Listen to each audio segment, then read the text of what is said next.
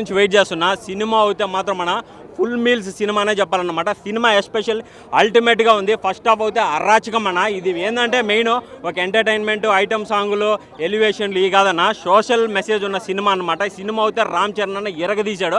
అసలుకి శంకర్ గారు సీన్స్ చూస్తూ ఉంటే ఒకే ఒక్కళ్ళు మనకి ఎలా గూస్ బంప్స్ వస్తాయి, దానికి డబల్ వస్తాయి అన్న. అసలుకి ఎలక్షన్ కమిషనర్ పాత్ర, అసలుకి ఐఏఎస్ ఐపీఎస్ క్యారెక్టర్లు రామ్ చరణ్ అన్న చేస్తూ ఉంటే అసలుకి ట్విస్ట్ మీద ట్విస్ట్ ఒక ట్విస్ట్ నుంచి బయటకు వచ్చే లోపల ఇంకో ట్విస్ట్ కనబడుతుంది. నాకైతే అల్టిమేట్ అన్న. ఇంటర్వెల్ ముందు ఉంటుంది, సీఎంగా అనౌన్స్మెంట్ చేస్తారు రామ్ చరణ్. అదైతే అసలు సినిమాకే హైలైట్ అన్న. నేను అక్కడే క్లైమాక్స్ అనుకున్నాను, దానికి మించిన క్లైమాక్స్ ఉందన్న. ఓవరాల్గా అయితే సినిమా చాలా బాగుందన్న. ఎస్పెషల్లీ సాంగ్స్ అన్న అసలుకి కొత్తగా చూసినట్టుందన్న. సాంగ్స్కే ఒక కొత్త రూపం తీసుకొచ్చాడనమాట శంకర్. అప్పట్లో జీన్స్ ప్రేమికుడు ఎలా తీసాడో దాన్ని మించినట్టు దోపు సాంగ్ కానీ జరగండి సాంగ్స్ కానీ వేరే ఓళ్ళకి వెళ్ళిపోతామన్న. ఇంకా 3D క్లాస్ చేసుకొని చూస్తే మాత్రం మెస్మరైజ్ అయిపోతామన్న.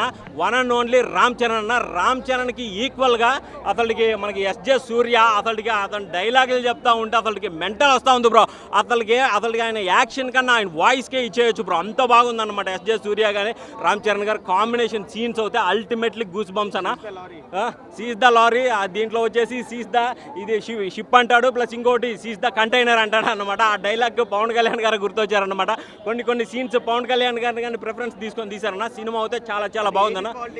ఫుల్ ఏపీ పాలిటిక్సే ఉందన్న. ఒక ఎలక్షన్ కమిషనర్గా ఒక ఐఏఎస్ ఐపీఎస్ ఏం చేయొచ్చు, సీఎంకి లేని పవర్లు కానీ ఐఏఎస్ ఐపీఎస్లకు ఉంటాయి. అదైతే క్లియర్ కట్గా చూపించాడన్న. శంకర్ తన మార్కును నిరూపించుకున్నాడన్న. ఒకే ఒక్కడి తర్వాత ఇటువంటి సినిమా వచ్చిందంటే చాలా గ్రేట్ అన్న.